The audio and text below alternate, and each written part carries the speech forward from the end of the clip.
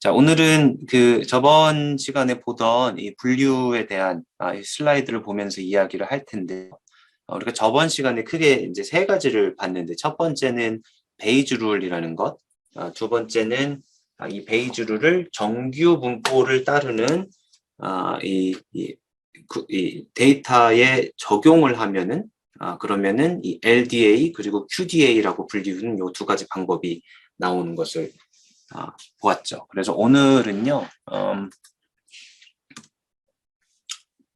잠깐만요. 네, 자, 그래서 오늘은 그 분류를 할 때 쓸 수 있는 방법 중에 하나인 로지스틱 리그레션에 대해서 이야기를 하고, 그 외에 이 분류 방법이라는 게 우리는 이 세 가지를 중점적으로 볼 거지만 LDA, QDA, 로지스틱 리그레션 이렇게 세 가지를 중점적으로 보는데 요거 말고도 굉장히 많이 있어요. 그래서 그 중에서 가장 기초적인 게 되는 그것을 우리가 조금 더 볼 거고요. 여기 모어 클래시파이어라고 되어 있는 이 부분이고요. 그 다음에 이렇게 분류 방법들이 여러 개가 있는데 이런 분류 방법들을 어떻게 평가하는지 그것에 대한 이야기도 조금 하도록 하겠습니다. 자, 로지스틱 리그레션을 이야기하기 전에 먼저 우리가 저번 시간에 이야기했던 거를 잠깐 기억을 좀 되살리고 갈게요. LDA, QDA는 베이즈 룰을 어떤 정규 분포들의 이 믹스처, 이 파퓰레이션이 두 개였다면은 첫 번째 파퓰레이션도 다별량 정규 분포, 두 번째 파퓰레이션도 다별량 정규 분포를 따를 때 거기에 적용을 하면은 이 베이즈 룰을 그 상황에 적용을 했을 때 나온 게 이제 LDA, QDA가 됐어요.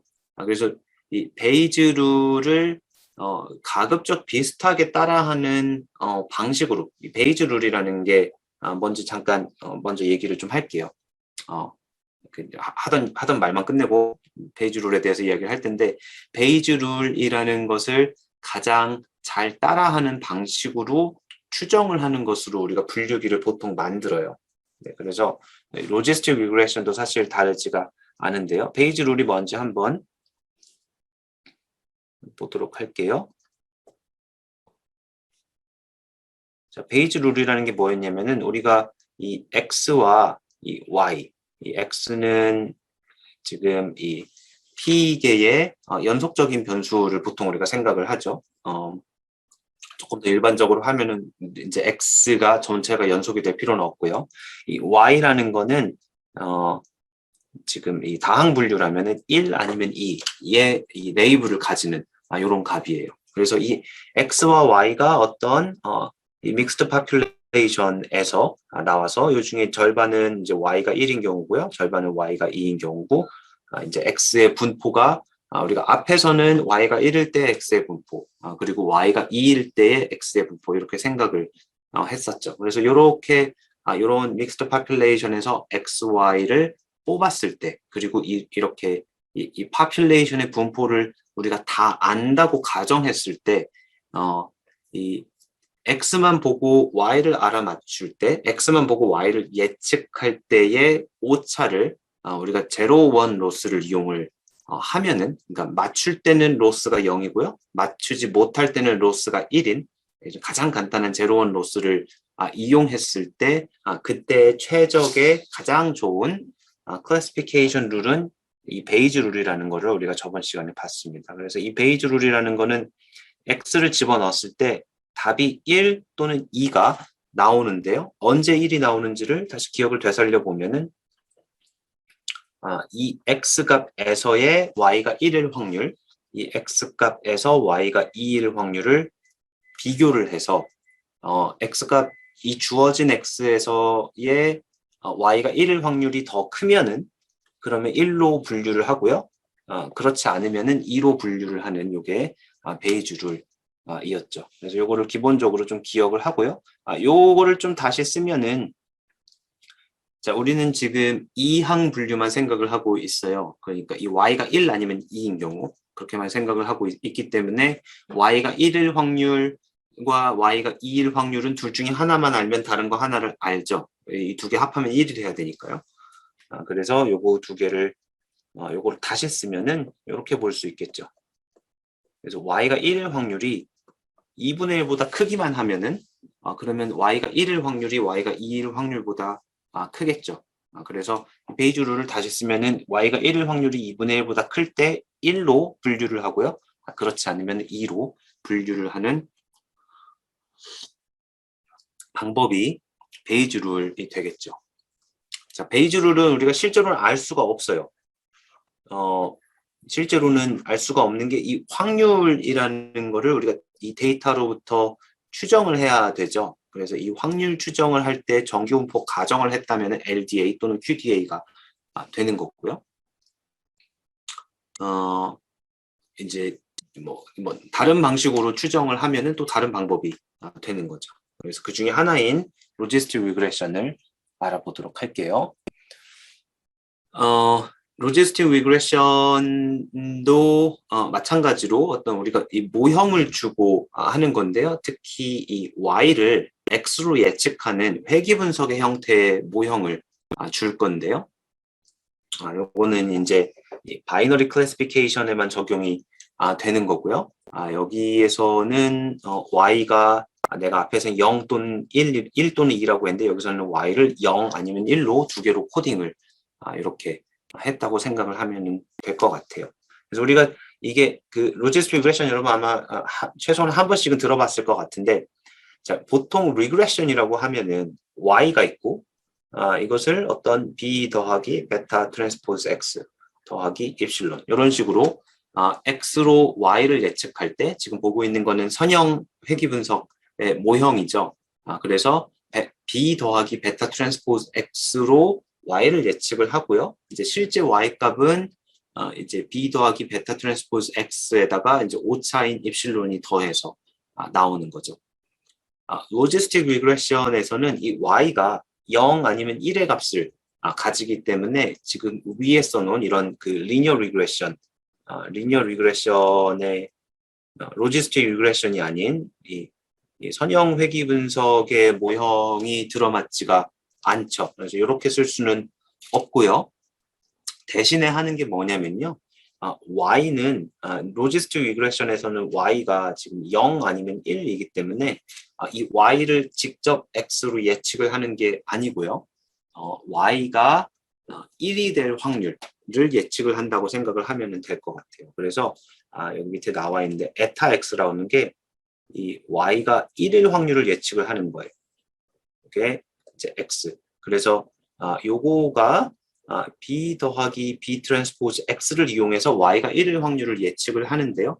여기서 또 한 가지 문제가 생기죠. 뭐냐면은 이 왼쪽에 있는 확률은 0에서 1 사이에 값이 되고 오른쪽에 있는 b 트랜스포즈 베타 트랜스포즈 x는 어떤 값이라도 가질 수가 있어요. 그러니까 얘는 x에 따라서 b하고 베타를 정해놨을 때 x가 매우 작으면 마이너스 무한대가 될 수가 있고요. 매우 크면 플러스 무한대가 될 수가 있는데 지금 여기 나와 있는 요거는 0에서 1 사이의 값이기 때문에 지금 이렇게 써놓은 것처럼 이런 그 식을 세울 수가 없죠. 그래서 보통 하는 거는 얘는 0에서 마이너스 무한대에서 무한대까지의 값이고 얘는 0에서 1 사이의 값이니까 마이너스 무한대에서 무한대까지를 0에서 1까지로 바꿔주는 그런 함수를 이용해서 이 모형을 세울 수가 있겠다 이렇게 생각을 할 수가 있습니다. 그게 지금 이 슬라이드에는 나오지 않는데요. 그 함수를 우리가 로지스틱 함수라고 불러요. 그래서 로지스틱이라고 쓸게요. 로지스틱이라는 함수를 이용해서 마이너스 무한대에서 무한대까지에 있는 값을 0에서 1 사이의 값으로 이제 바꿀 수가 있는 거죠. 자, 밑에 나와 있는 모형은 내가 얘기한 거랑 조금 다르게 생겼어요.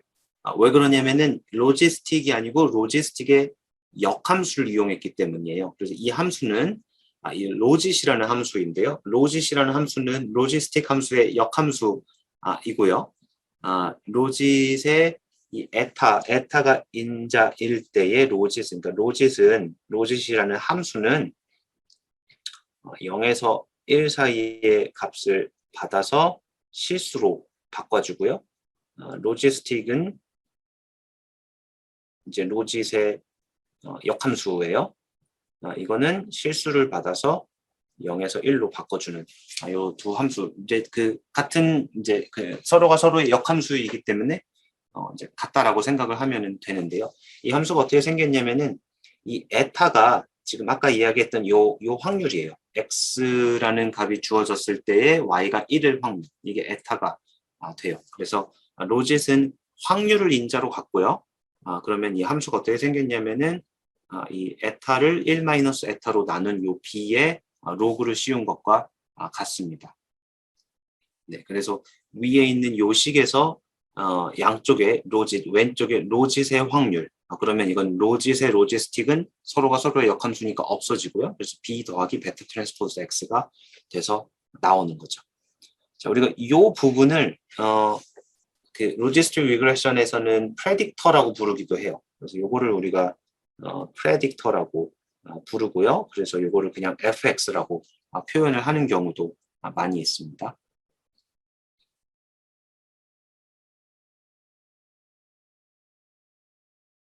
네. 여기 좀 오타가 있는데요. 이게 왜 이렇게 돼 있지? 이게 1 마이너스 에타 x가 이렇게 되죠. 에타 x는 주어진 x에서의 y가 1일 확률, 그다음에 1 마이너스 에타 x는 이제 그 주어진 x에서 y가 1이 아닐 확률이니까 y는 0, 1 두 개밖에 없으니까 y가 0일 확률이 되겠죠, 당연히. 네, 당연히 뭐 그런 거고요. 자, 그러면은 이 에타 x라는 이 로짓이라는 거는 이렇게 생겼어요. 다시 쓰면은 로짓이라는 함수는 로짓 x, 로짓 p는 로짓 에타로 쓸게요. 계속 에타로 쓰고 있으면 보니까. 자, 로짓의 에타는 로그의 에타의 1 마이너스 에타로 이루어진 거고요. 그래서 요거의 역함수를 구해 보면은 로지스틱이라는 함수가 이렇게 생겼어요. 그래서 이게 곧 로지스틱의 fx와 같고요. 요거를 또 다시 쓰면은 이 익스포넨셜을 위아래에서 익스포넨셜 마이너스 f로 나눠주게 아니죠. 곱해주게 되면은 얘가 1 더하기 1 더하기 익스포넨셜의 마이너스 fx로 다시 쓰이게 됩니다. 요거를 다시 쓰는 거는 뭐 전혀 중요하진 않아요. 그냥 이렇게 다시 쓸 수 있는 거고요. 요거를 내가 굳이 다시 쓴 이유는 바로 다음 장에 나오는 그림에서 이런 표현을 쓰기 때문인데요. 자, 지금 보고 있는 거는 로지스틱 함수가 어떻게 생겼는지를 보고 있는 거예요. 이 그래프는 로지스틱 함수의 그래프예요. 로지스틱 함수. 자, 아까 로지스틱 함수가 이런 식으로 표현될 수 있다라고 했죠. 그래서 이 z가 표현하는 거는 곧 fx예요. 프레딕터라고 불렀던 거. b 더하기 베타 트랜스포즈 x. 이 b 더하기 베타 트랜스포즈 x. 우리가 b하고 베타의 값을 알고 있다면 그러면 어떤 주어진 x가 있을 때 이 x가 이 베타 트랜스포즈 x라는 리니어 트랜스포메이션을 통해서 프레딕터인 g로 바뀌어요. 그리고 각각의 프레딕터 값 g에 대해서 왼쪽에 있는 거는 요게 되겠죠. y가 1일 확률. 그러니까 요거를 우리가 에타 x라고 표현했었고요. 그게 곧 여기 나와 있는 요 phi x가 요거랑 같은 그런 phi g가 요거랑 같은 형태가 되겠죠. 그래서 보면은 g가 크면은 예를 들어서 g가 뭐 6이라면요. g가 6이라면 그러니까 어떤 x에 대해서는 베타 트랜스포즈 x 더하기 b가 6이 되는 그런 x에 대해서는 y가 1일 확률이 1에 굉장히 가깝고요. g가 마이너스 6이었다면 y가 1일 확률이 0에 굉장히 가깝고요. 이 g가 0이었다면은 이제 y가 1일 확률, y가 0일 확률 두 개가 2분의 1로 같은 그런 경우가 되겠죠. 자, 이게 데이터에서 이게 어떻게 표현되는지 한번 여기다가 내가 좀 그림을 좀 그려볼게요. 이렇게 한번 생각을 해볼게요. 자, 우리가 여기다 내가 가상의 데이터를 좀 그려볼게요. x가 1차원이에요. x가 하나밖에 없는 경우. 그런 경우에 x가 이렇게 이런 식으로 있는데요. 이 중에서 이 첫 번째 그룹의 관측값들이 이렇게 있고요. 이 y가 0인 경우라고 할게요. y가 1인 경우의 관측값들이 이런 식으로 이렇게 있다고 해보겠습니다. 이런 식으로요. 자, 그러면은 자, 이 경우에 우리가 각각을 좀 빈을 나누어서 좀 볼게요. 어떻게 보냐면요. 여기서 좀 묶어서 보도록 할게요. 예를 들어서 자, 요만큼만 묶어서 우리가 히스토그램을 그린다고 생각을 해요. 이런 식으로.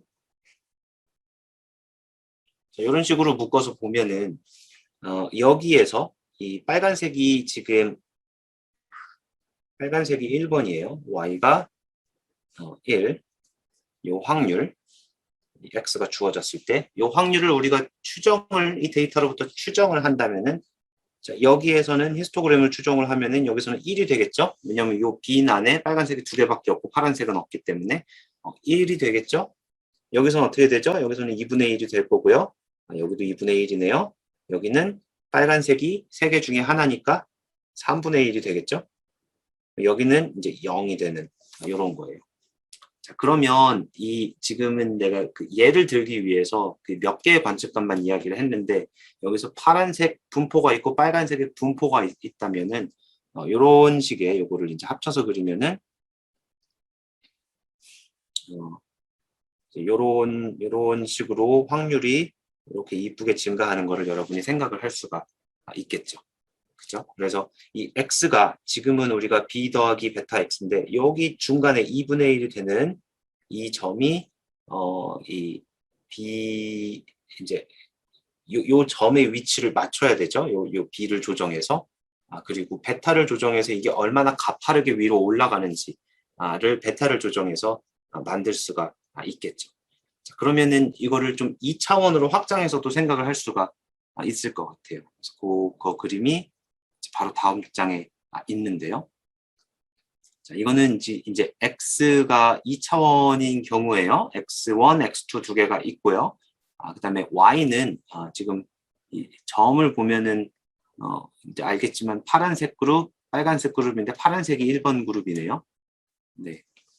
자, 그러면은 지금 그림을 보고 있는 거는 각 x에서 y가 1일 확률을 보고 있는데요.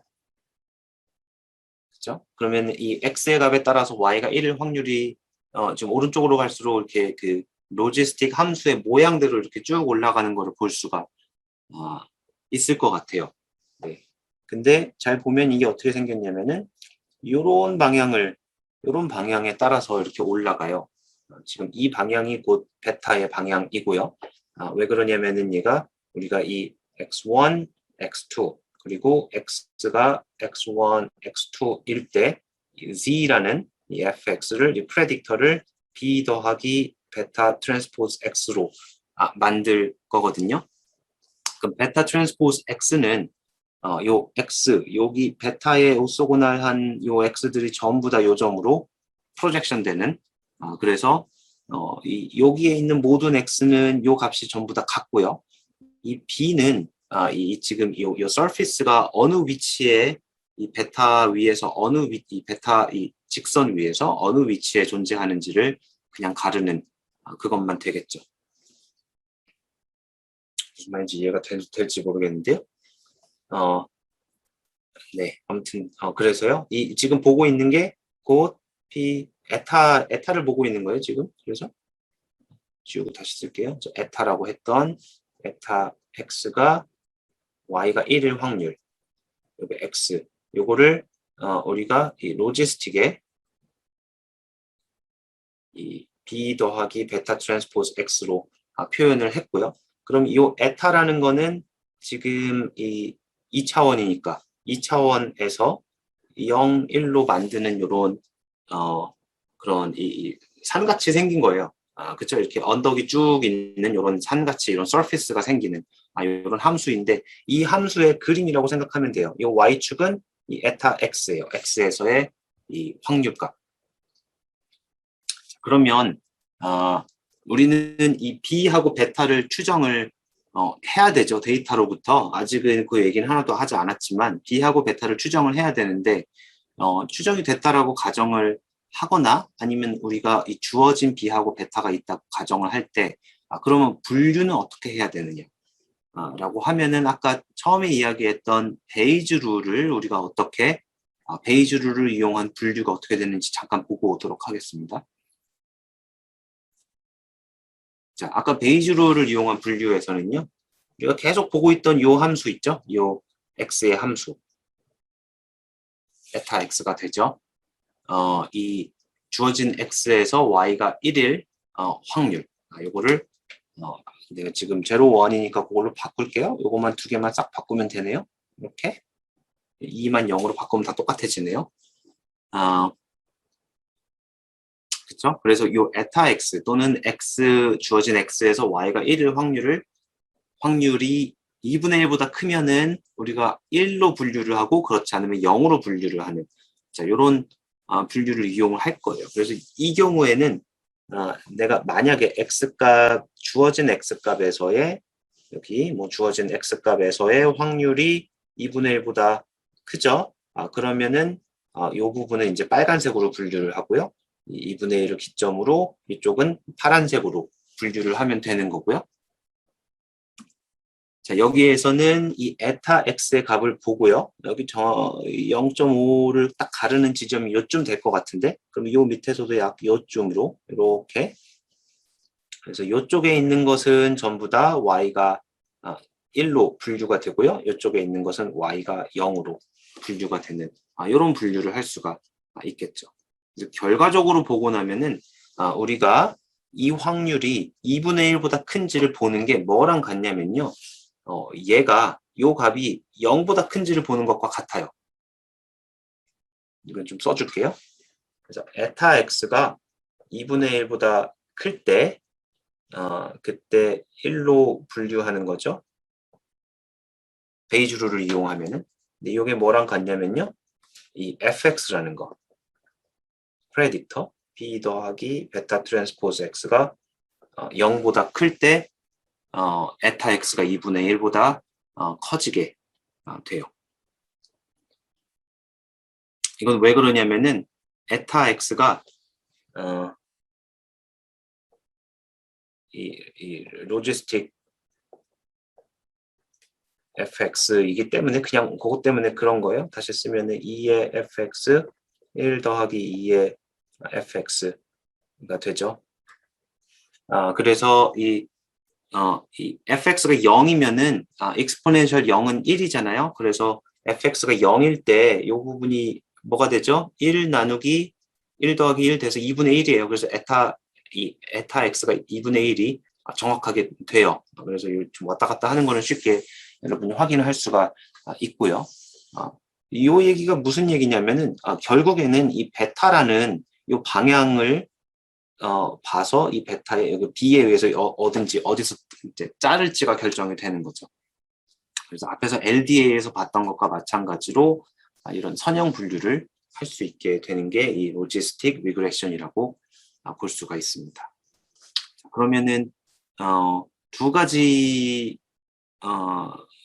연결된 두 가지를 추가적으로 좀 이야기하고 싶은데요. 첫 번째는 이 B하고 베타를 데이터로부터 우리가 추정을 해야 되잖아요. 이 로지스틱 리그레션을 하려면은. 그럼 이 추정을 어떻게 하는가? 요거에 대한 문제고요.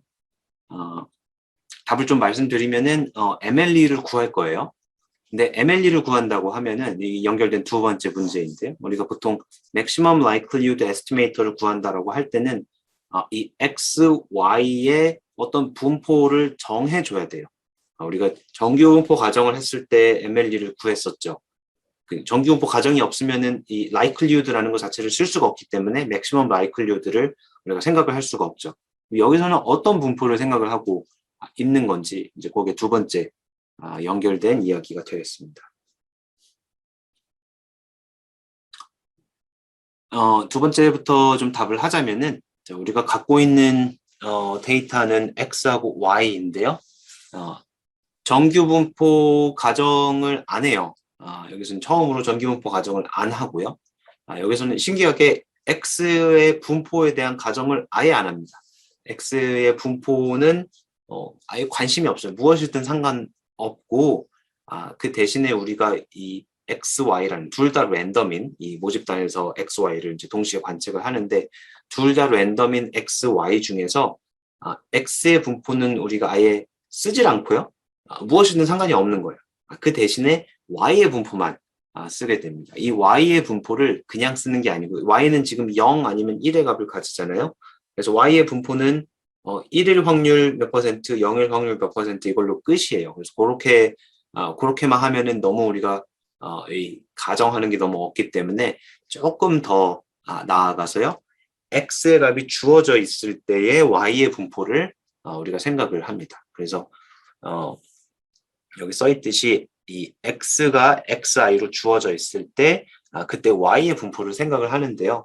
자, X가 무엇이든 간에 Y는 0 아니면 1이에요. 그래서 0일 확률, 1일 확률 두 개만 주어지면 되고요. 그것을 우리가 이 베르누이 디스트리뷰션이라고 부르죠. 0 아니면 1 두 개만 가능한 확률 변수의 분포는 무조건 베르누이 디스트리뷰션인데요. 베르누이 분포의 성공 확률 P가 있었죠. 그러면 이 X의 역할이 무엇이냐면은 이 베르누이 분포의 성공 확률 P가 곧 이 X의 함수의 형태가 됩니다. 우리가 앞에서 에타 X가 뭐였죠? Y가 1일 때, X가 주어졌을 때 Y가 1일 확률이었죠. 지금 이걸 그대로 요게 곧 요 베르누이 분포의 성공 확률이 되는 거고요. 이 X가 주어졌을 때 Y가 1일 확률을 우리가 로지스틱으로 써서 이런 식으로 1 더하기 엑스포넨셜에 이렇게 해서 이 에타 X라는 거는 결국에는 이거를 다시 쓸게요. 어떤 에타는 X에도 디펜드 하지만 B랑 베타에도 디펜드한 이런 함수라는 것을 알 수가 있어요. 그래서 지금 우리가 생각하고 있는 것은 요게 되죠. yi의 분포는 그러니까 i번째 관측값 i번는 xi가 주어졌을 때 베르누이이고요. 요것에 에타 x가 곧 성공 확률이 되는 이런 것을 생각을 하고 있고요. 자, 그럴 때 자, 이렇게 우리가 생각을 할 때 x들은 전부 다 이 컨디셔닝을 하고요. x는 우리가 분포를 생각을 안 할 거기 때문에 고정된 값으로 볼 거예요. 그럼 x가 고정되어 있을 때 yi가 있는데요. 지금 i가 1번부터 n까지 있죠. 각각의 yi들은 서로 독립이라고 이렇게 가정을 합니다.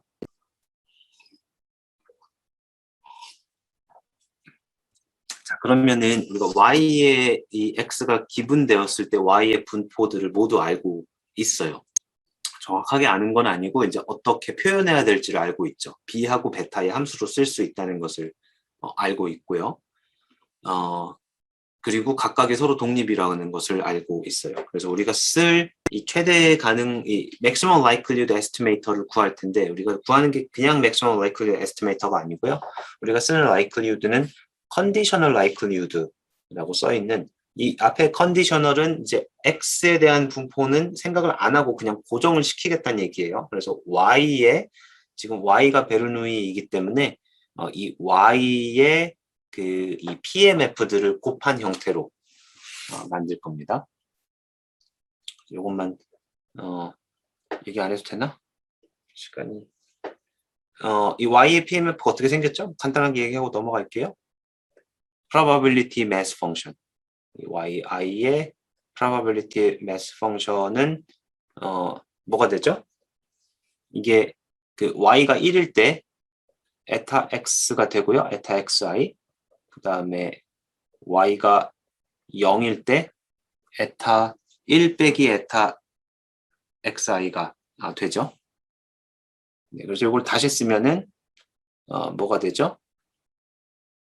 yi가 1일 때는 에타가 되고요. 이거 많이 봤죠? 이건 1 빼기 y. 아이고.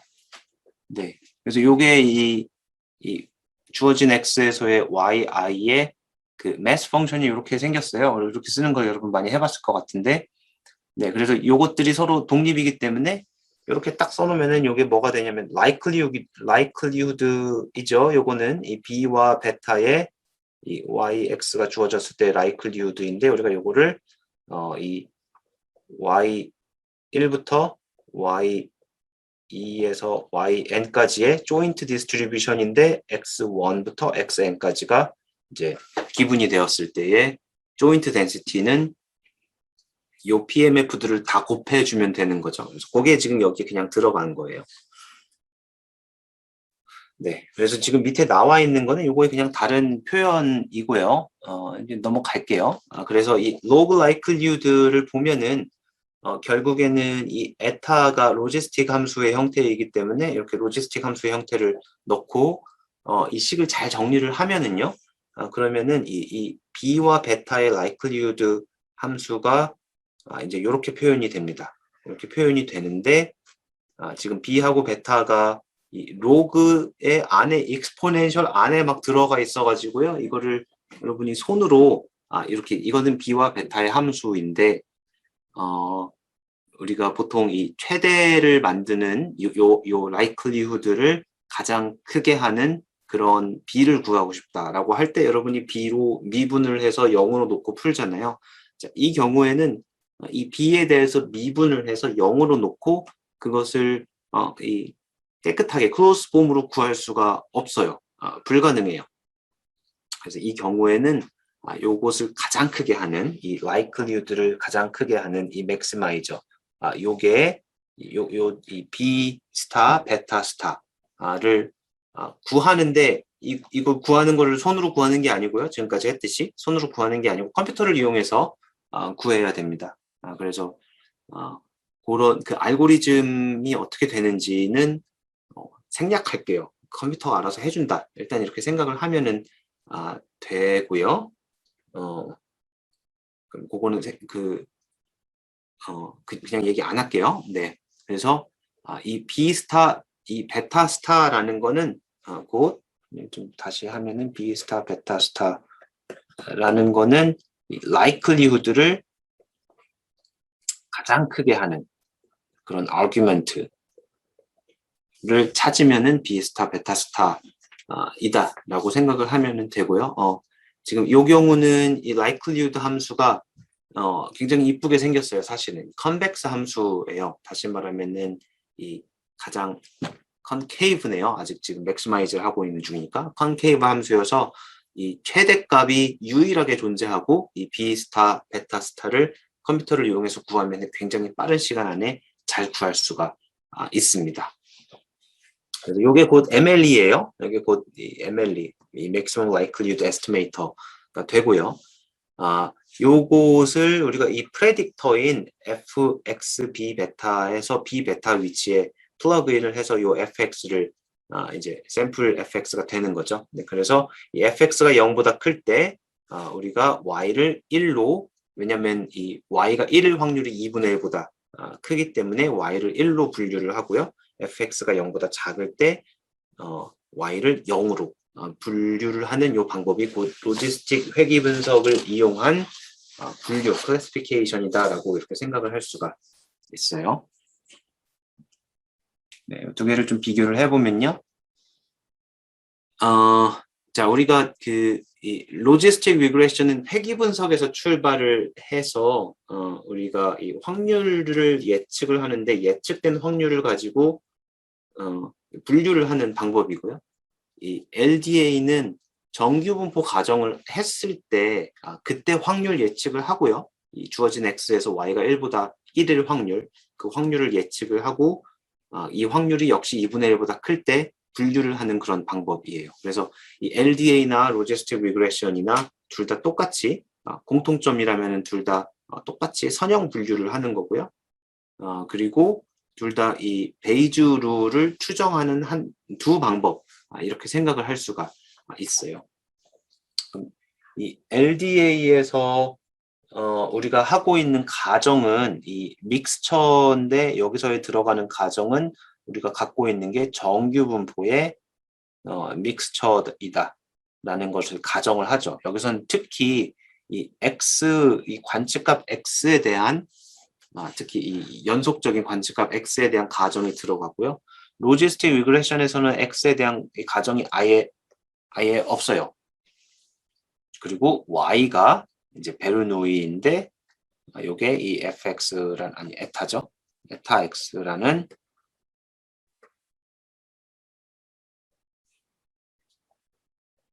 이런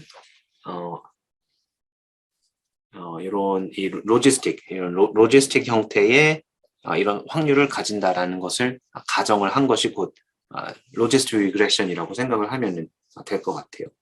자, 우리가 가우시안 믹스처를 가정을 했을 때 그때 이 y의 분포는 뭐가 될까요? 이것도 역시 y는 0 아니면 1의 값을 가지기 때문에 항상 베르누이예요. 이거는 y는 무조건 베르누이예요. 이거는 우리가 지정을 하진 않았지만 이것만 하면은 약간 그 부산물로 y는 항상 베르누이가 이건 될 수밖에 없죠. 그리고 이 y가 1일 확률 요것도 역시 x에 대한 함수로 나오는데요. 여기서는 정확하게 로지스틱 형태가 아니고요. 다른 형태가 나옵니다. 그냥 어떤 함수라고 쓸게요. 어떤 함수인데 이제 x에 디펜드한 이런 함수가 나오게 되는 거죠. 그래서 지금 가정이 우리가 지금 어떤 확률 추정을 하는 거예요. 주어진 x에서 y가 1일 확률을 추정을 하는데 LDA를 쓸 때는 이 x 관측값이 가우시안 믹스처라는 가정을 한 거고요. 이때 이 주어진 x에서의 이 y가 1일 요 확률은 베르누이인데 이 성공 확률 이 y가 1일 확률이 꼭 로지스틱이 아니고 어떤 다른 형태로 나오게 되는 거고요. 자, 로지스틱 리그레션은 x에 대한 가정을 아예 안 하고 있는데요. 그 대신에 가정이 들어간 게 이 x와 y의 연결은 항상 이 로지스틱 함수라는 형태, 이 형태를 무조건 따라야 된다라고 가정을 하고 있는 거죠. 자, 둘 다 굉장히 강력한 가정을 주었기 때문에 이 추정의 효율이 높아진다 이렇게 생각을 할 수가 있습니다. 자, 둘 중에 뭐가 더 강력하냐 하면은 가우시안 이 정규 분포를 가정한 게 훨씬 더 강력하죠. 그래서 여기 첫 번째 써 있는 게 로지스틱 리그레션은 정규 분포를 따르지 않는 데이터에 대해서 덜 센시티브하다 이런 이야기가 써 있고요. 그래서 이 정규 분포를 따르지 않거나 아니면은 공분산 행렬이 서로 같지 않은 경우에는 이 로지스틱 리그레션의 가정에 위배되는 정도가 이 LDA의 정규 분포 믹스처 가정을 위배하는 것보다 훨씬 약하기 때문에 로지스틱 리그레션이 일반적으로 더 잘 되는 거고요. LDA는 이 정규 분포의 평균과 분산을 추정을 해야 되기 때문에 아웃라이어가 있으면 잘 안 돼요. 이 평균과 분산 추정이 아웃라이어에 굉장히 민감하기 때문에 그런 거고요. 로지스틱 리그레션에서는 확률 추정을 하기 때문에 이 아웃라이어에 덜 민감합니다. 확률 추정은 기본적으로 카운트이기 때문에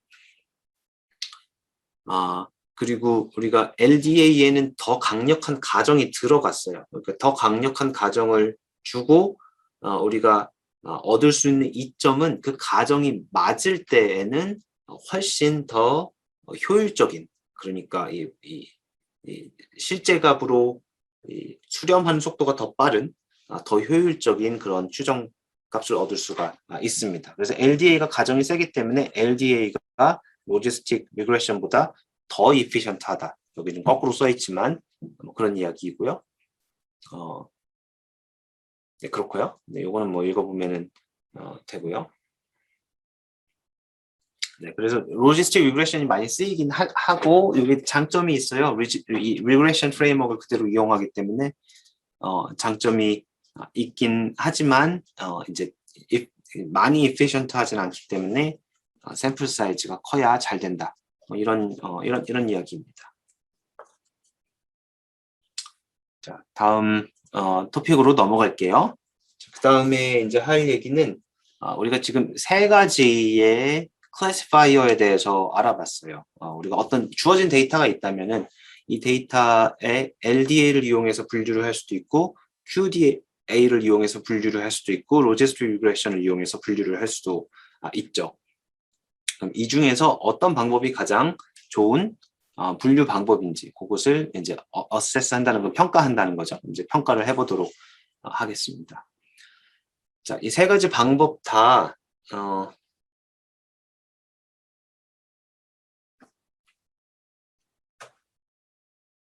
네, 세 가지 방법 다 이 베이지 룰을 추정하고 있었던 거예요. 그래서 다시 사실 그쪽으로 좀 돌아가 볼 건데요.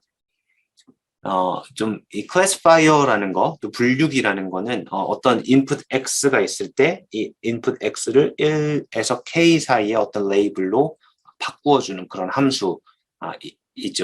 네, 그래서 이런 함수가 얼마나 잘 되는지를 어떻게 우리가 평가할 수 있는가, 그거에 대한 이야기인데요.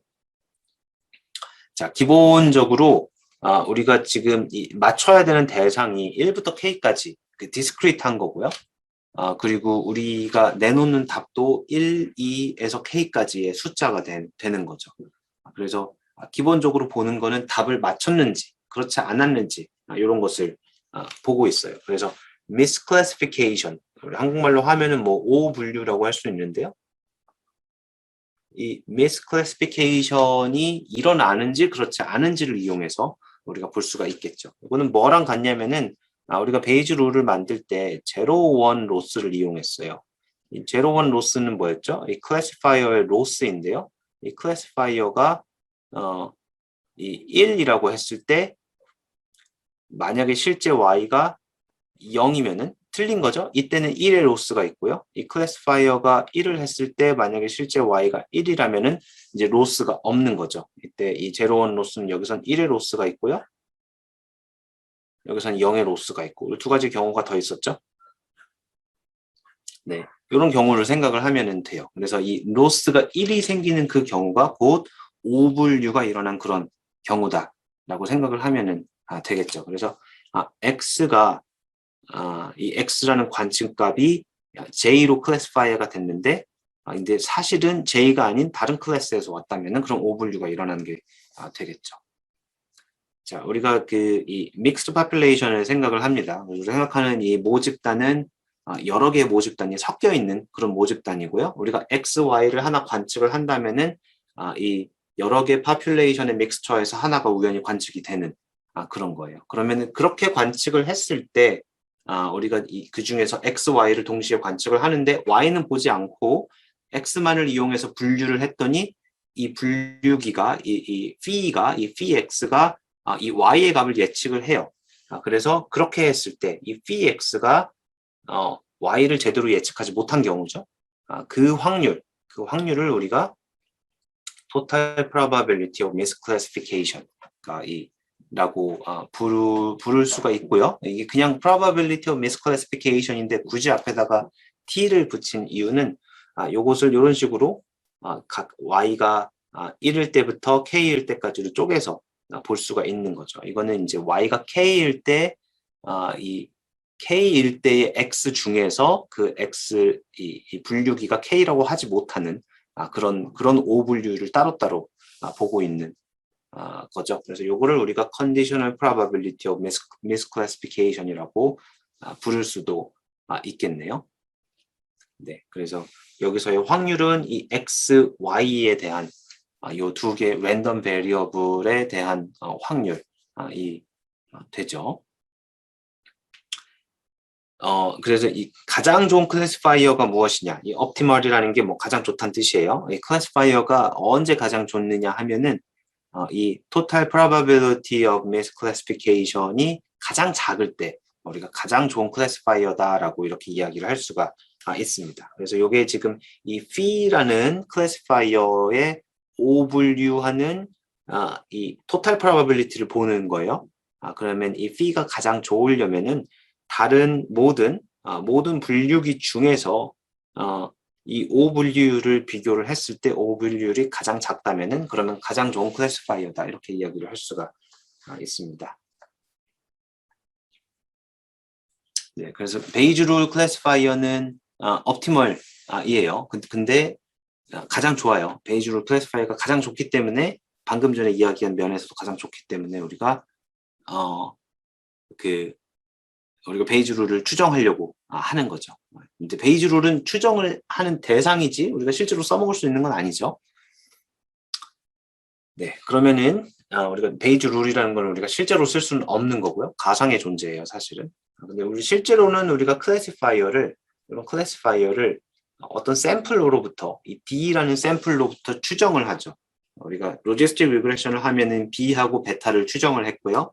LDA, QDA를 할 때는 이 각 그룹별 정규 분포를 따를 걸로 예상이 되는 각 그룹별 관측값들로부터 평균과 분산 행렬을 추정을 했죠. 그렇게 해서 만든 클래시파이어가 phi hash이라고 생각하고요. 이 데이터를 D라고 표현을 할게요. 자, 그럴 때에는 우리가 이 주어진 데이터에서 토탈 이 phi hash이라는 게 이 데이터를 보고 만든 거기 때문에 이런 식으로 이 데이터의 컨디셔널한 토탈 프로바빌리티를 보게 되는데요. 자, 여기서 이렇게 지금 복잡하게 써놓은 건 여기 들어가는 이 랜덤니스가 두 가지가 있어서 그래요. 자, 이 X, Y는 어떤 분포를 따라요. 어떤 파퓰레이션이 있어서 여기서 X, Y가 있고요. 요거는 어떤 분포를 따라요. 이 모집단의 분포가 되는 거죠. 그리고 여기서 우리가 샘플을 해서 랜덤 샘플을 해서 X1, Y1부터 그 XN, YN까지 전체를 얻으면은 우리가 이거를 요 D라고 표현할 수 있겠죠. 데이터. 자, 그러면은 이 데이터는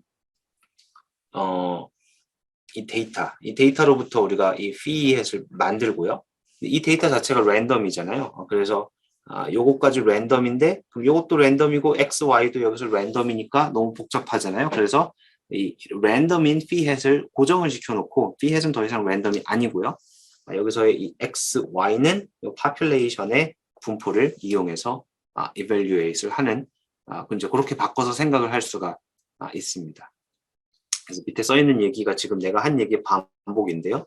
위에 써 있는 이 확률은 랜덤 베리어블이죠. 왜냐면은 D가 랜덤 베리어블이기 때문에. 근데 D를 고정시켜 놓으면은 그럼 랜덤 베리어블인 X, Y를 요 X, Y에 대한 확률을 계산을 했기 때문에 요 전체는 D에 대한 함수인데 D가 고정되어 있으면은 뭐 그냥 고정된 값이 된다. 이렇게 이야기를 할 수가 있습니다. 여기서 중요한 거는 우리가 이 데이터로부터 만든 피햇의 성능을 평가를 하는데요. 이 O 분류를 어디서 보냐면은 이 데이터랑 상관없는 가상의 이 모집단에서의 확률을 계산해서 만들어요. 그래서 이거를 우리가 generalization error, 우리가 보고 있는 데이터뿐만 아니고 이 데이터가 온 모집단의 분포를 생각해서 이 O 분류를 계산을 했기 때문에 굉장히 일반화된 그런 오류율이라는 뜻에서 generalization error, 이게 그런 뜻이에요. 일반화 에러, 일반화 오차 뭐 이렇게 부르고요. 테스트 에러라고 부르기도 합니다. 이거는 좀 이따가 왜 이게 테스트라고 불리는지 좀 다시 이야기를 할게요.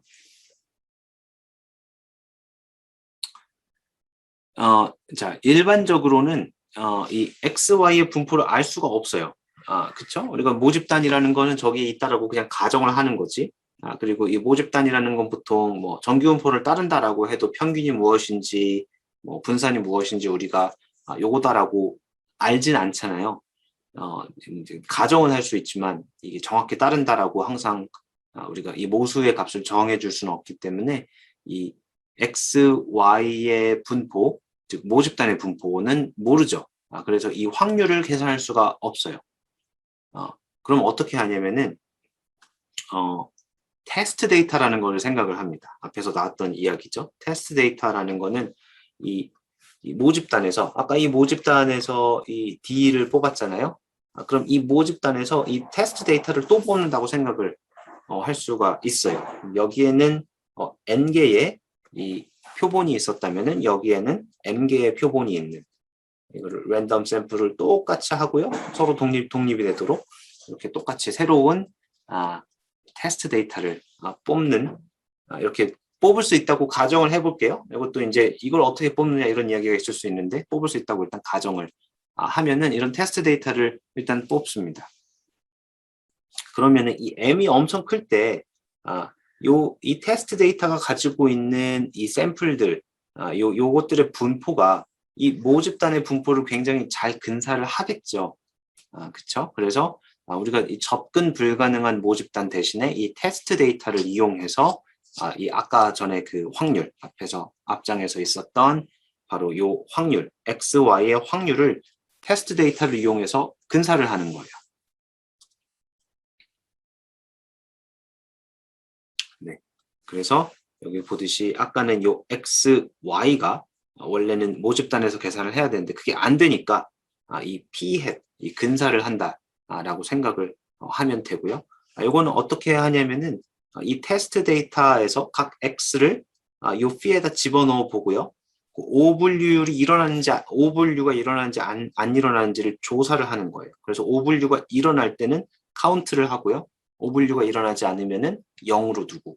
그래서 이 전체 테스트 데이터의 이 빅 M개 중에 얼마나 많이 오분류가 일어났는지를 그 비율로 계산을 한 게 바로 요 형태가 됩니다. 네, 이렇게 하면은 이 true generalization 에러의 어떤 그 추정값이 되겠죠. 네, 여기까지만 얘기를 하고 잠깐 쉬도록 할게요. 우리가 이 빅 테스트 데이터 셋이 없죠, 일반적으로. 네, 그래서 이제 여러 가지 방법을 이용해서 이 테스트랑 트레이닝, 좀 나머지를 이제 원래 이 클래시파이어를 만드는 데이터를 트레이닝 데이터라고 하는데요. 그래서 우리가 이 fee를 클래시피케이션 룰을 만들고 두 번째는 이 클래시피케이션 룰의 성능을 평가해야 되기 때문에 기본적으로 데이터를 두 개로 나누는 그런 방법을 이용을 합니다. 샘플을 주어진 샘플, 그러니까 여기 앞에서는 마치 주어진 샘플 말고 하나 더 뽑는 것처럼 이렇게 이야기를 했지만 사실은 주어진 샘플 하나밖에 없잖아요. 그래서 원래는 이 모집단에서 우리가 샘플 하나만 있는데 요거를 다시 두 개로 나누는 거예요. 그래서 요거 하나를 트레이닝, 다른 거를 테스팅, 랜덤하게 두 개로 나눠서 요게 마치 이 D의 역할을 하는 거고 요게 이 테스팅의 역할을 하는 그런 식으로 나누는 게 기본적이고요. 크로스 밸리데이션은 우리 잠시 휴식 취하고 와서 다시 이야기를 할게요.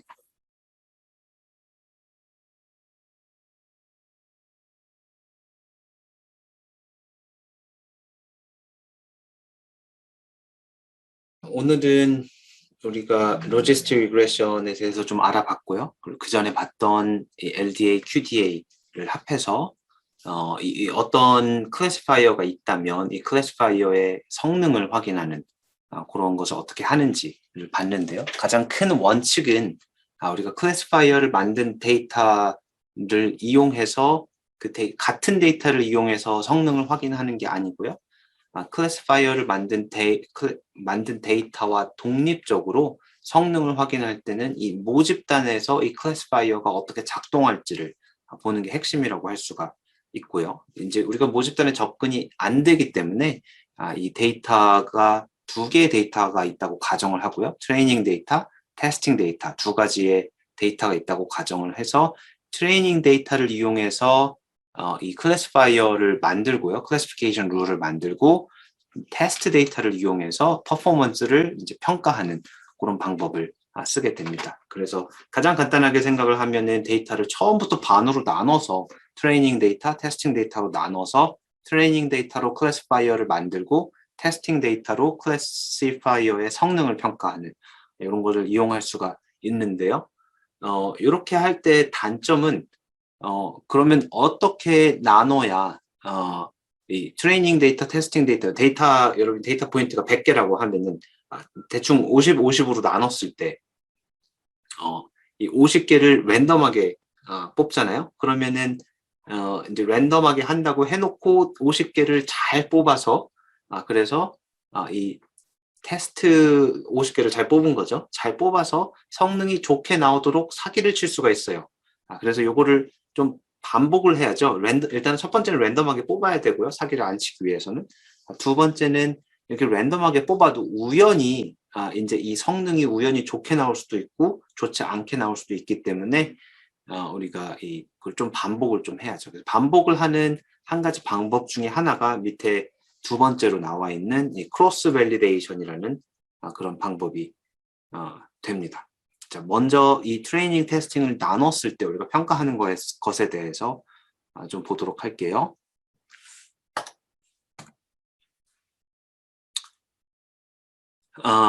자, 우리가 이 바이너리 클래시피케이션, 그러니까 이항 분류, 우리가 분류하고자 하는 대상이 y가 0, y가 1 두 개밖에 없을 때, 자, 그러면은 우리가 갖고 있는 데이터를 이 X그룹, Y그룹이라고 이름을 바꿀게요. 지금까지는 Y가 예측 대상이었는데 이거 두 개밖에 없으니까 이쪽 데이터를 모두 X, 이쪽 데이터를 모두 Y 이렇게 이름을 바꿔서 부르고요. 요거를 대충 이제 두 그룹으로 또 나눕니다. 그래서 원래는 X그룹, Y그룹 이렇게 두 개가 있었는데 지금 여기서 이 슬라이드를 바꿔야 되는데 그러니까 두 개의 파퓰레이션에서 나온 게 이렇게 있었죠. 여기 X, 여기 Y, X population, Y population 이렇게 이야기가 되는데요. 또는 우리 population이 아니고 우리는 사실 샘플이 있는 거죠. 네, 이렇게 이제 관측값들이 여기 막 이렇게 들어있는 이런 상황인데요. 이거를 적당히 반으로 랜덤하게 나눠서 이쪽을 트레이닝, 이쪽을 테스팅 이렇게 나눴다고 생각을 하면 됩니다. 자, 그러면 이 트레이닝 데이터를 이용해서 여기 XTR, 이 트레이닝 데이터를 이용해서 클래시파이어를 추정을 하고요. 이 추정은 로지스틱의 경우에는 B하고 베타를 추정하는 라이클리우드를 이용해서 추정하는 거고요. LDA나 QDA 같은 경우는 이 트레이닝 데이터의 각각의 X, Y 관측값들을 이용해서 평균 공분산 행률을 추정을 하면은 이 클래시피케이션 룰을 추정을 할 수가 있겠죠. 네, 그렇게 해서 이 P라는 거를 우리가 phi hash인데 이 x train 요거에만 이제 depend한 그런 것을 만들 수가 있고요. 그래서 요게 성능을 평가하기 위해서 이 misclassification rate를 보는데요. 이때 이 misclassification 우리가 보는 misclassification rate는 x를 넣었을 때 얘가 y랑 다르면 좀 y를 한번 썼네요. 네, 그냥 y를 그냥 쓸게요. 자, 요것을 추정을 해야 되는데 요것을 추정할 때 이 x의 테스트 데이터를 이용해서 추정을 하는 게 이 두 번째라고 할 수가 있겠죠. 그래서 우리가 이런 클래시피케이션을 하고 나면 그 결과를 정리할 때 이 컨퓨전 매트릭스라는 거를 이용합니다. 한국말로 하면은 혼동 행렬이라고 부를 수가 있는데요. 혼동. 이 클래시파이어가 얼마나 혼동을 많이 하는지를 정리해 놓은 그런 표라고 볼 수가 있어요. 다음 장에 한번 볼게요. 트레이닝 데이터에서의 컨퓨전 매트릭스가 어떻게 생기는지 먼저 보면은요. 우리 트레이닝 데이터는 X가 있고 이 레이블이 있죠.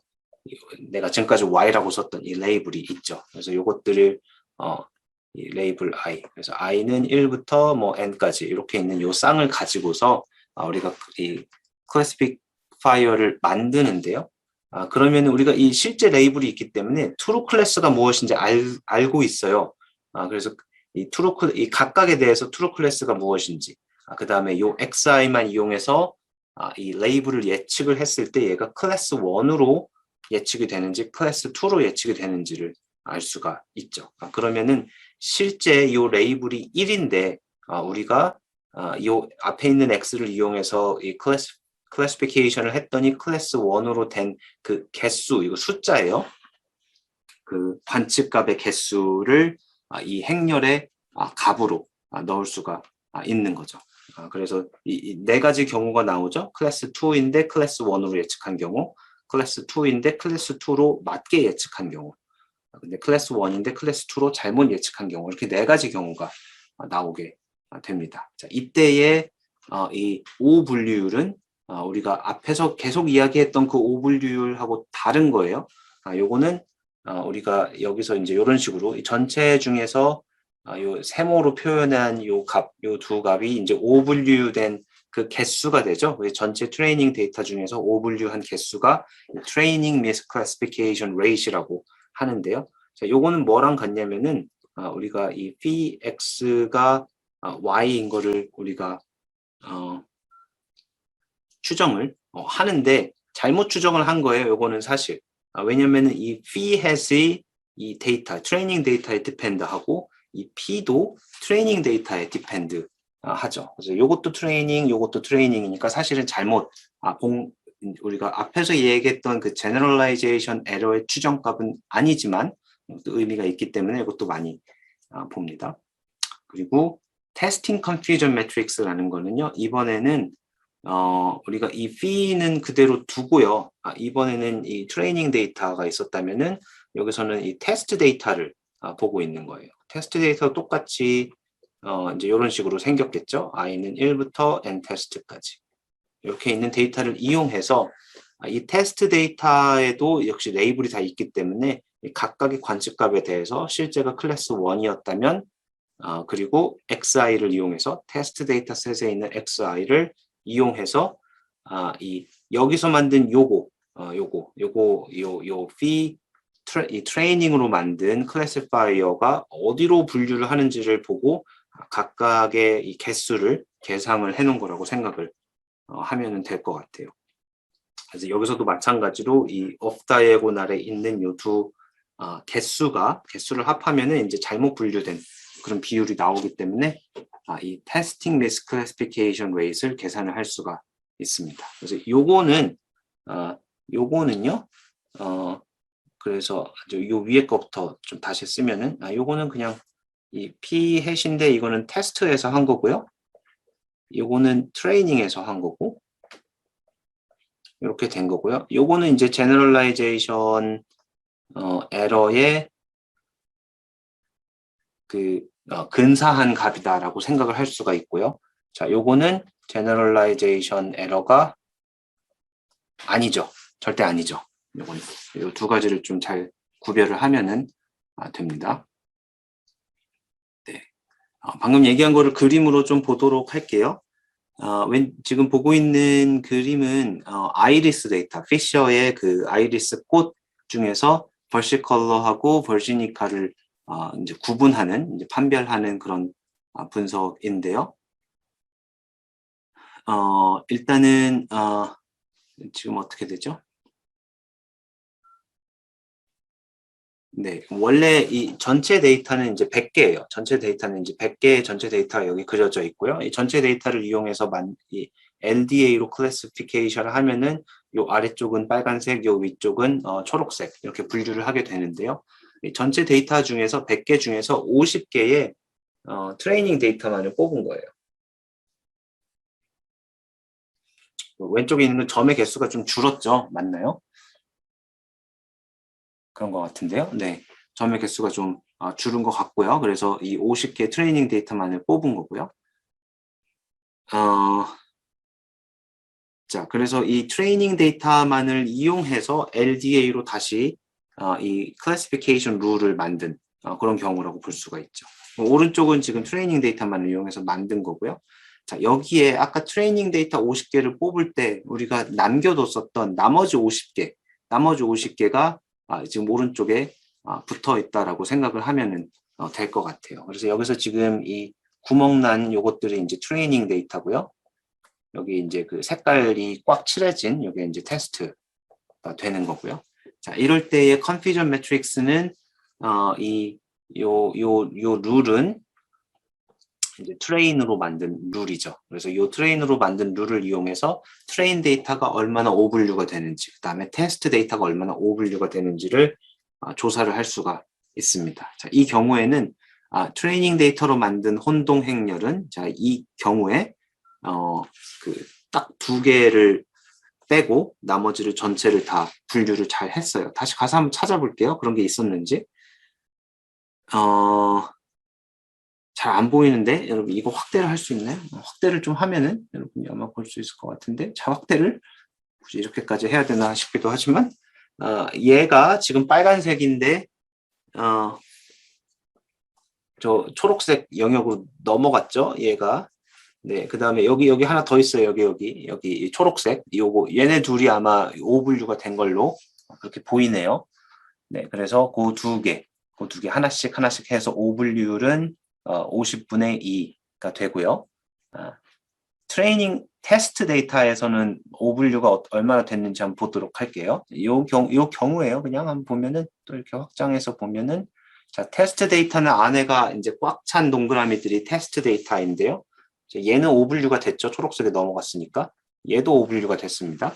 두 개밖에 없는 것 같은데요. 이 경우에도. 네, 나오는지 한번 볼게요. 0, 2라고 되어 있는데 여기 왜 그렇지?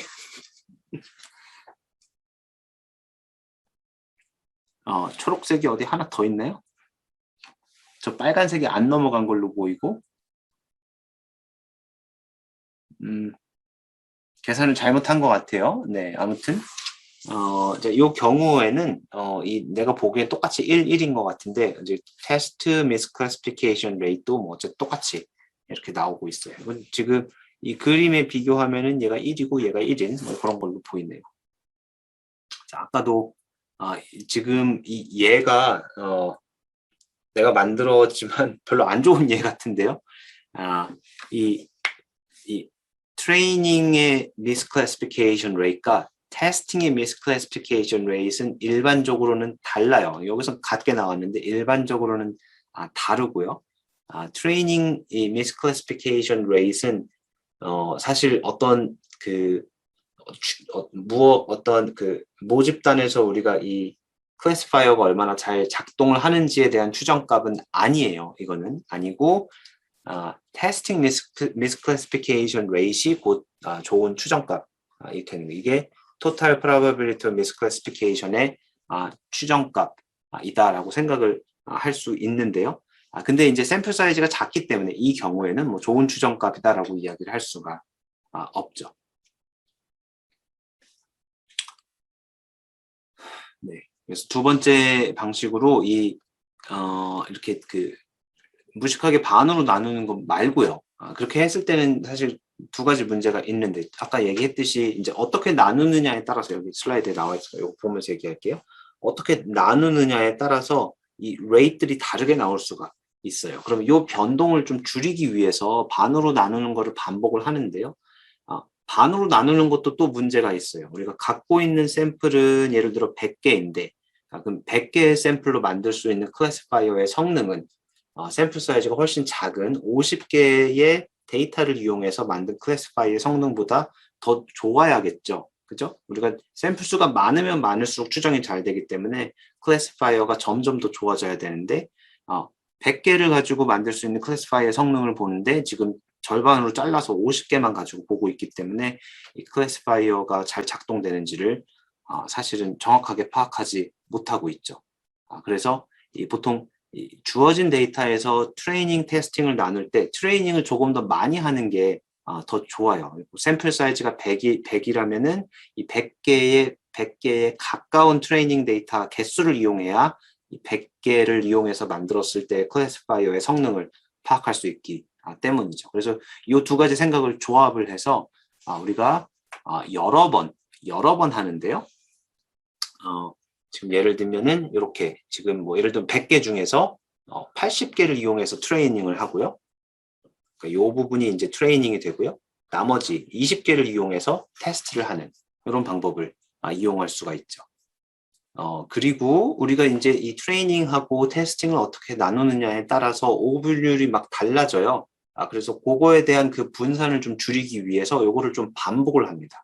요 반복을 시스테마틱하게 하는 한 가지 방법이 여기 나와 있는 K-fold cross validation이라는 그런 방법이에요. 요거는 어떻게 작동을 하냐면요. 데이터를 이것도 다 랜덤하게 하는 거예요. 데이터를 랜덤하게 5부분으로 나눠요. 요거는 이제 5폴드의 예를 들고 있는데요. 그래서 K개로 데이터를 나누고요. 그냥 5폴드로 얘기를 할게요. 그 다음에 첫 번째를 테스트로 두고 나머지를 트레이닝으로 두고요. 그 다음에는 두 번째를 테스트로 두고 나머지를 트레이닝으로 두고 이제 이렇게 테스트가 되는 거에 대상을 바꿔가면서 볼 수가 있겠죠. 이렇게 하면은 자, 우리가 이 total probability of misclassification의 어떤 추정값이 하나가 나오죠, 여기서. 여기서 또 total probability of misclassification의 어떤 추정값이 또 나오고요. 여기 마지막에서도 total probability of misclassification의 추정값이 5개가 나오게 되겠죠. 그래서 이렇게 5개가 나오면은 그러면 실제 우리가 추정하고 지금 우리가 추정값이 5개가 있기 때문에 실제 TPM의 추정값은 얘네들의 TPM i들의 평균으로 이렇게 우리가 정할 수가 있겠죠. 이렇게 해서 오분류를 추정하는 방법을 우리가 K-fold cross validation이라고 이렇게 부릅니다. 방금 봤던 거를 조금 더 극한으로 몰고 가면요. 데이터를 전체 데이터가 n개인데 이걸 5개로 나누는 거 대신에 하나씩 이제 n개로 나눠요. 그러면은 요 하나가 트레이닝이 테스트가 되고 나머지 n-1개가 트레이닝이 되도록. 그럼 요거는 이제 n번을 반복을 해야겠죠. 그래서 각각에 대해서 이 TPM 해시 나오는데 요 값이 이 경우는 뭐가 되죠? 0 아니면 1이에요. 이건 레이스로 나오는 게 아니고 0 아니면 1이 돼요. 이게 전부 다 TPM 이제 n번째죠. 이것도 0 아니면 1이 돼서 이 경우도 마찬가지로 TPM을 추정을 하려면은 얘네들을 다 평균을 내면은 됩니다. 그러겠죠? 이제 이 평균을 낸다는 거는 이 예측을 잘 했는지 안 했는지를 그냥 숫자를 세는 것과 같은 거예요. 이 경우는. 그래서 요거는 이제 이 K-fold cross validation의 특별한 경우이기 때문에 우리가 그냥 live or now cross validation이라고 이렇게 이름을 붙이기도 하죠. 자, live or now cross validation을 들어보니 이게 어떤 건지 보고 나니까 여러분이 그 회귀 분석을 배울 때 똑같은 것을 하죠, 사실은. 거기서 우리가 레지듀얼을 계산을 할 때 레지듀얼이라는 거는 우리가 같은 데이터를 이용해서 회귀 분석을 핏을 하고 또 같은 데이터를 이용해서 레지듀얼이 얼마나 큰지 요거를 재는데요. 거기서도 마찬가지로 이 리브 원 아웃으로 레지듀얼을 구해요. 한 값을 빼고 나머지로 이 회귀 분석을 적합을 한 다음에 그 빠진 그 관측값을 이 회귀 분석의 식에 넣었을 때의 레지듀얼이 얼마나 되는가 이런 것도 봤었죠. 그래서 그거와 같은 아이디어라고 생각을 하면 됩니다.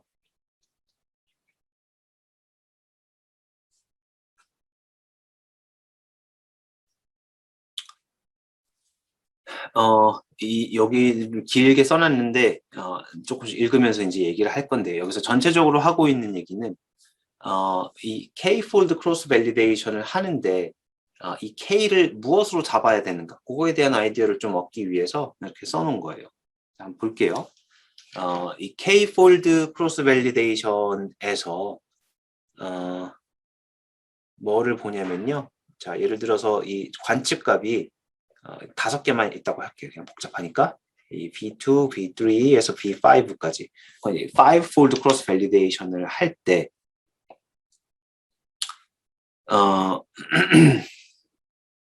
우리가 지금 하고 요게 이제 데이터가 되고요. 이 트레이닝 데이터, 요게 이제 테스트가 되는 첫 번째 게 테스트고 나머지가 트레이닝인 이런 경우를 생각을 해볼게요. 이게 첫 번째 폴드가 되겠죠. 첫 번째 폴드에서 이 phat의 퍼포먼스를 보고 싶은 거예요. 그래서 우리가 알고 싶은 것은 phat, 전체 데이터를 이용했을 때 phat의 퍼포먼스를 보고 있는데요.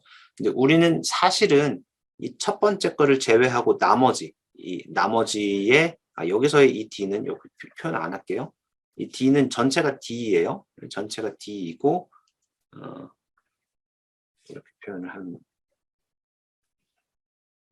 자, 요게 B1이면은 우리가 트레이닝이 되는 거는 B-1이 되겠죠. 그래서 이 전체 데이터를 이용했을 때의 phat의 이 클래시파이어의 퍼포먼스를 보고 싶은데 지금 그렇게 하고 있는 게 아니고 사실은 이 데이터를 80%만 썼을 때의 이 추정량의 퍼포먼스를 보고 있어요. 그래서 우리가 추정하고 있는 거는 사실 요거의 퍼포먼스가 아니고 요 80%의 데이터를 쓴 클래시파이어의 퍼포먼스이기 때문에 우리 추정값이 사실은 바이어스가 되는 거죠. 자, 그럼 요 바이어스가 왜 생기는지 보냐면은 이 D하고 전체 데이터 D하고 이 V-1의 이 크기 차이가 나기 때문에 그런 거죠. 그러면은 이 V-1이 이 풀셋에 이 V-1이 이 전체 데이터에 가까우면 가까울수록 이 바이어스가 작아지겠죠. 그죠? 근데 이 V-1이라는 거는 지금 우리가 K5fold 했을 때는 이게 80%를 쓰는 거고요. 예를 들어 nfold를 하면은 얼마나 많이 쓰죠?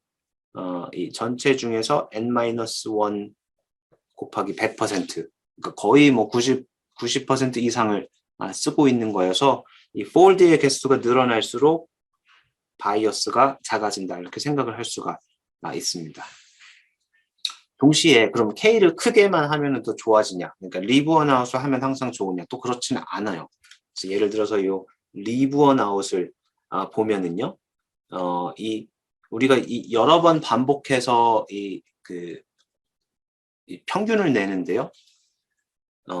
K가 n일 때, 그러니까 리브 원 아웃을 할 때는요, 이 B-1, B-2, 이 달라지는 게 값 하나 들어가고 값 하나 나가고 요것만 달라지는 거죠. 그래서 우리가 보고 있는 이 클래시파이어가 서로 굉장히 비슷하게 돼요. 다시 말하면은 만약에 이 데이터에서 내가 클래시파이어의 성능을 측정할 때 우연히 크게 나온다면은 그러면은 내가 이 리브 원 아웃에서 어떻게 잘라서 봐도 여전히 계속 우연히 크게 성능이 우연히 좋게 나올 수가 있는 거죠. 그러면은 이 코릴레이션이 굉장히 강하다는 얘기는 사실은 우리가 추정하고자 하는 그 total probability of misclassification이 variance가 굉장히 크다는 그런 얘기가 되겠죠. 그래서 이 K가 크다는 거는 우리가 이 generalization error를 추정을 하는데요. N개를 추정을 하죠. K개를 추정을 하죠. 이 K개에 추정된 에러들이 전부 다 코릴레이션이 엄청 강하기 때문에 그래서 평균을 내도 베리언스가 줄어들지가 않습니다. 좀 익스트림한 예를 들어보면은 우리가 이 p-hat을 이 total probability를 뭐 K개를 추정을 하는데요. 자, 각각이 예를 들어 각각의 분산이 시그마 제곱이라고 이렇게 해볼게요. 그러면은 만약에 PI가 서로 독립일 때 그때 분산은 K 시그마 제곱을 K로 나누게 되죠. 독립일 때. 그렇죠? 그러면 익스트림하게 highly correlate 되어 있으면은 이때는 P1이 가장 익스트림한 것만 봐요. 다 같은 경우. 이제 가장 익스트림한 경우죠. 이때는 요 PI들이 다 같은데 요거의 평균은 다 같기 때문에 평균을 해도 첫 번째 거랑 같죠. 그래서 얘는 그냥 시그마 제곱이 되는 거예요. 이게 이제 highly correlate 되어 있는 경우에 이렇게 되죠. 그래서 독립인 경우에는 분산이 시그마 제곱을 K로 나눈 것만큼 굉장히 작아지는데 코릴레이션이 굉장히 강할 때에는 분산이 전혀 줄어들지가 않게 되죠. 그래서 K를 크게 하면은 이 바이어스는 작아지는데 분산이 커져요. 반대로 얘기하면 K를 작게 하면은 바이어스는 커지고 분산은 작아지겠죠. 그래서 무슨 값을 정해야 되느냐? 답이 없습니다. 네. 그래서 자, 일반적으로는 K를 그냥 10으로 이렇게 하고요. 데이터 사이즈가 작을 때는 뭐 5개도 하기도 해요.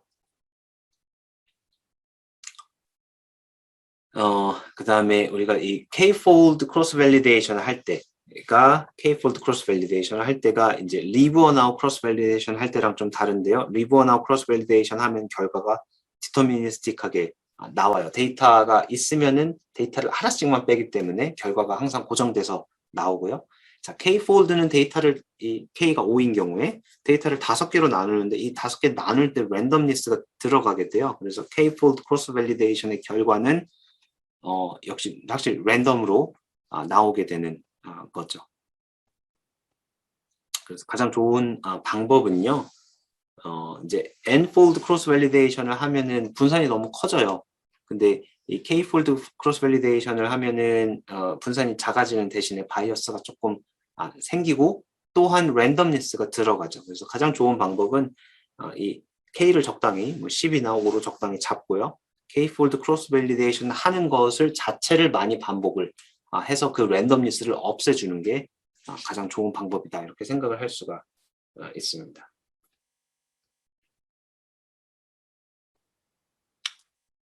네, 그래서 뭐 예를 들면은 우리가 LDA랑 QDA 중에 어떤 게 더 좋은가를 비교를 할 때요.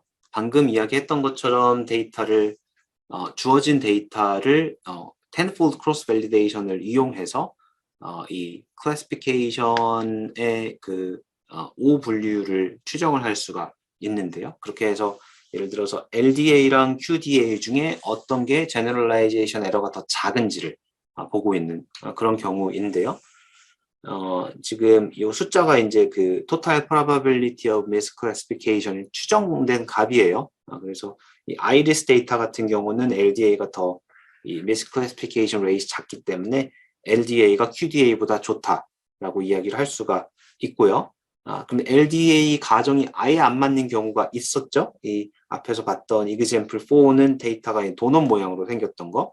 그다음에 example 2 같은 경우도 이제 데이터의 이 코베리언스가 완전히 달라서 LDA의 가정이 맞지 않는 경우가 있었죠. 그럴 때도 비교를 해보면은 LDA보다 이 QDA가 이 misclassification rate이 매우 작기 때문에 이제 얘가 더 좋은 방법이다 이렇게 평가를 할 수가 있게 되는 거죠. 네, 로지스틱 리그레션도 마찬가지로 이렇게 평가를 할 수가 있겠죠. 요거는 넘어가도록 할게요. 옵셔널이라고 써놨기 때문에. 근데 뭐 지금까지 했던 얘기를 그냥 약간 반복한 건데 넘어갈게요. 소프트웨어 넘어갈게요. 실습 시간 안 넘어가시네. 실습 시간에 보도록 하고요. 클래시파이어가 여기 써놨는데요. 수천 개가 있어요. 자, 이 클래시피케이션이라는 것이 그 가장 처음에 한 거는 1930년대에 이제 피셔가 시작을 한 거가 되는데요. 그리고 그 이후로 이 피셔의 LDA는 여기저기 적용이 많이 됐어요. 그 중에 하나가 1936년에 이 피셔가 쓴 논문에 이 LDA가 적혀져 있는데요. 1941년에 미국의 어떤 경제학자가 그거를 가져다가 무엇을 했냐면은 신용평가를 처음으로 했어요. 은행에서 돈을 빌려줄 때 이 사람이 돈을 갚을지 안 갚을지 요 방법을 이 피셔의 LDA를 이용해서 적용을 한 적도 있고 굉장히 역사가 길죠. 이제 요새는 이제 이 피셔 LDA를 사실은 쓰지는 않아요. 피셔 LDA는 조금 더 간단한 뭐 과학에 관련된 이 시그널이 확실한 그런 문제에 많이 쓰고 요새는 이제 이 분류가 이제 좀 어려운 경우가 많이 있고 이제 특히 컴퓨터가 많이 발달을 하면서 컴퓨터의 힘을 많이 빌리는 그런 분류법이 많이 발전이 되기도 했습니다. 그래서 여기 나와 있는 뭐 서포트 벡터 머신 여기 밑에 서포트 벡터 머신이라는 것도 있고요. 디스턴스 웨이드 디스크리미네이션 하는 방법 뭐 이런 것도 있고요. 요거는 이제 90년대에 나온 방법이고요. 이거는 2000년대에 나온 그런 방법이고요. 그다음에 브레이만의 이 트리 방법도 있는데요. 그다음에 트리들을 합하면은 이제 랜덤 포레스트가 되고요. 그거를 다르게 합하면 우리가 뭐 배깅, 부스팅 이렇게 이야기를 다 같은 방법이에요. 네, 이런 것들도 있는데 얘네들은 이제 90년대에서 출발을 해서 2000년대에 많이 그 연구가 된 뭐 그런 방법인데요.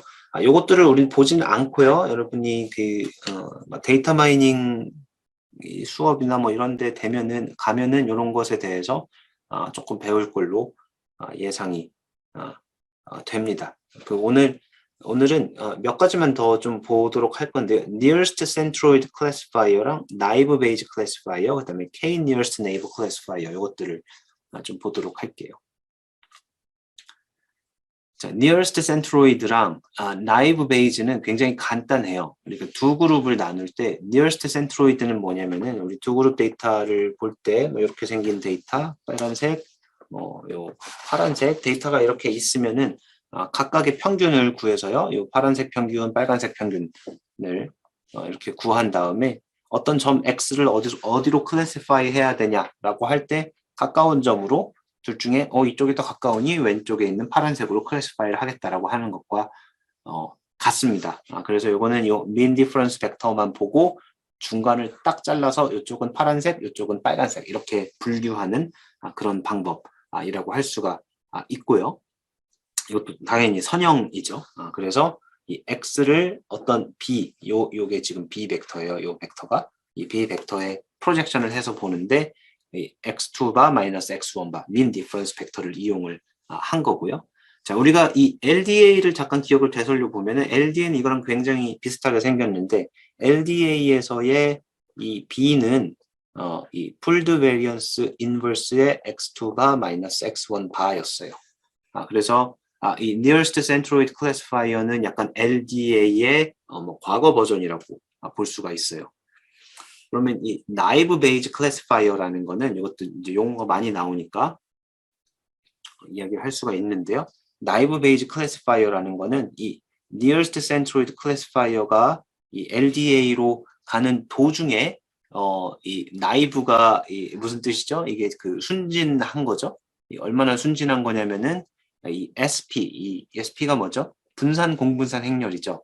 이 분산 공분산 행렬에서 공분산이 모두 0이다라고 가정을 하면은 우리가 그거를 naive Bayes classifier라고 사람들이 많이 불러요. 그래서 이 DP는 여기에 쓰이는 이 DP, DP는 다이애고널 이 SP, 이 풀드 베리언스의 다이애고널 엘리멘트들로만 이루어진 이 분산만 놓고 공분산이 0이라고 가정한 그런 확률이죠. 그런 거죠. 네.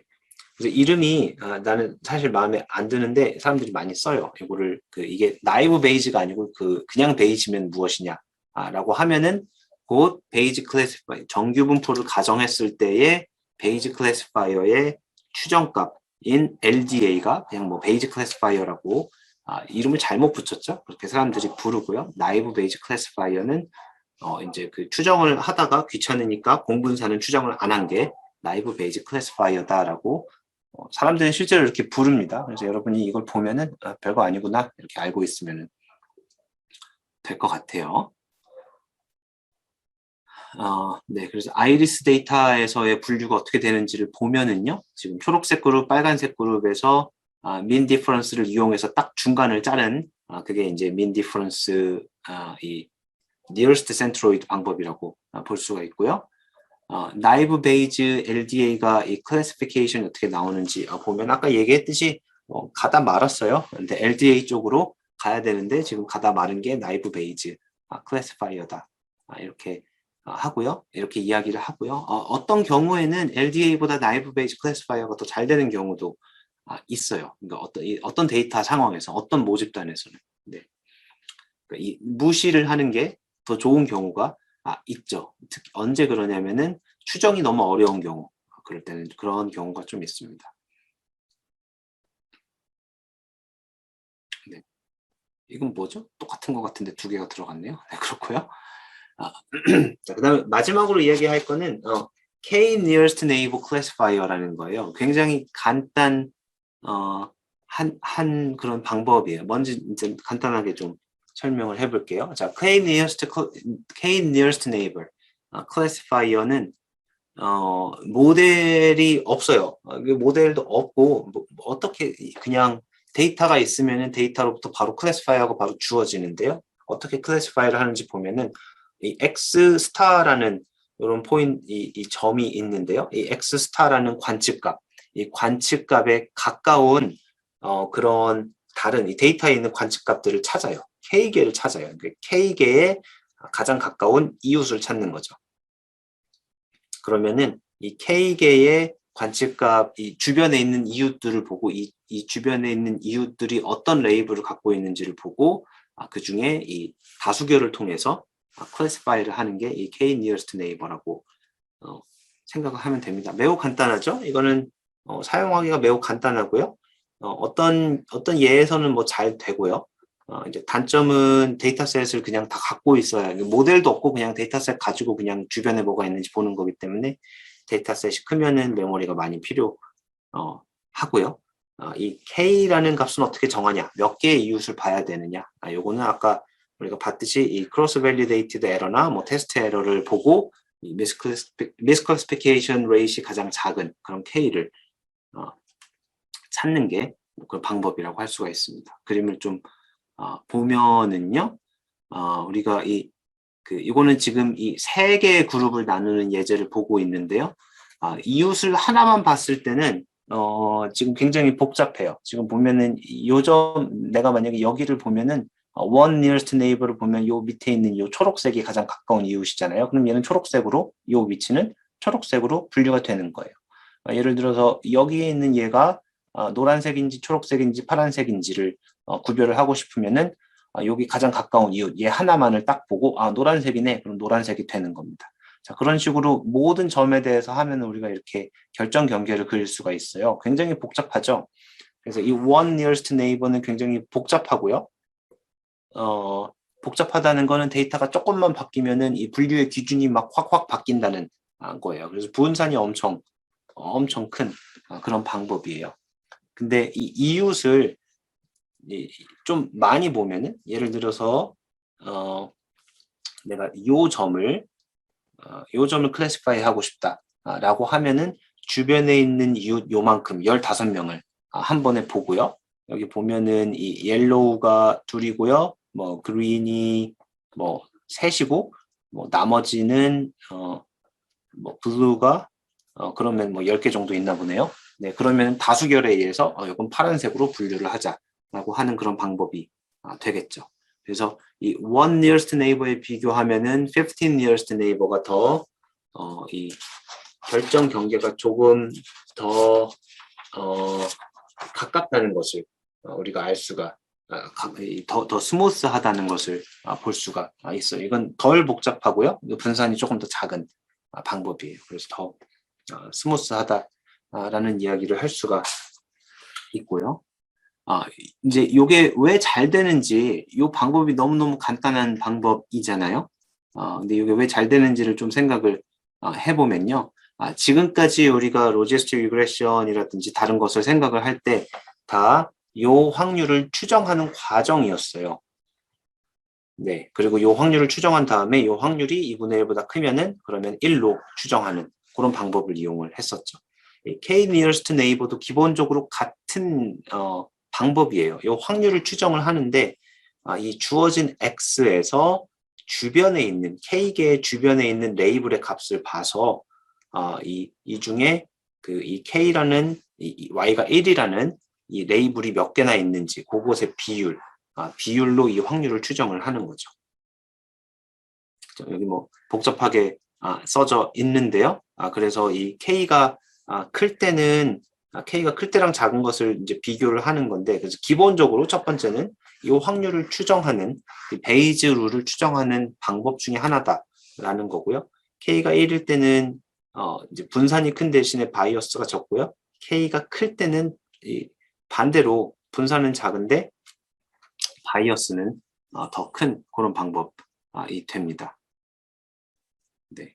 그래서 보통 우리가 이 K를 어떻게 정하냐면요. 이 테스트 에러를 보고 이 tenfold cross validated 에러나 테스트 에러를 보고 이 가장 작은 점을 정하면은 되겠죠. 그래서 우리가 크로스 밸리데이션을 한다면은 이 크로스 밸리데이티드 에러가 가장 적은 여기가 제일 작네요.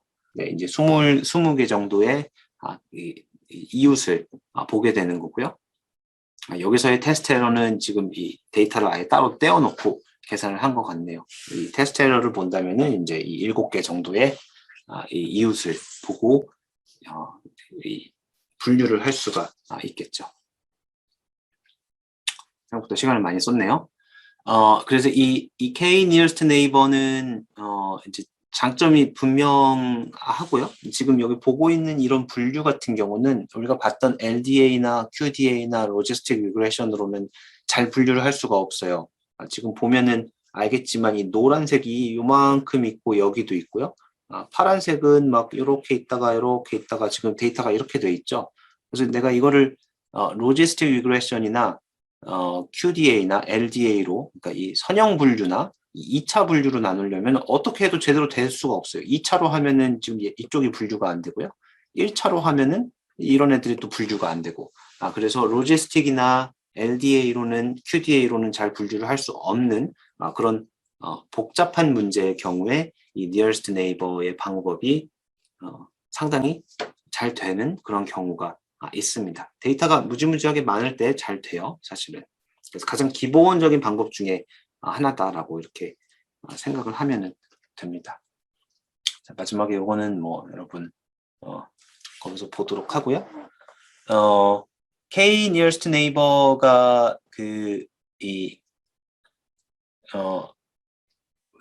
나는 되게 오랫동안 이 K nearest neighbor라는 것을 이 컴퓨터 사이언스 하는 사람들이 만든 것으로 알고 있었어요. 근데 최근에 이 수업과 관계없이 이제 다른 것을 보다가 발견을 했는데요. 이 K nearest neighbor는 50년대에 버클리 수학과에 있던 두 사람이 만든 방법이더라고요.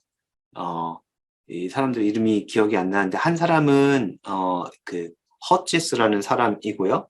여러분이 그 수리 통계 같은 걸 배우면 허치스라는 이름 들어봤을 수도 있어요. 혹시 그 비모수 통계를 들은 학생은 호치스라는 이름도 들어봤을 수도 있어요. 그 아저씨 하고요. 그 다음에 그 에블린 폭스라고 하는 또 다른 수학자가 둘이 만들었는데요. 이 폭스라는 사람은, 에블린 폭스라는 사람은 50년대 수학과 교수, 이제 나중에 둘이 55년도에 버클리 통계학과 만들면서 둘 다 통계학과로 옮긴 사람들인데요. 이 사람은 그 미국의 그 수학자, 여성 수학자 중에 교수가 된 최초 2명 중에 1명이라는 그런 이야기를 내가 최근에 읽어가지고요. 네. 좀 가벼운 이야기로 수업을 마무리 하겠습니다. 네.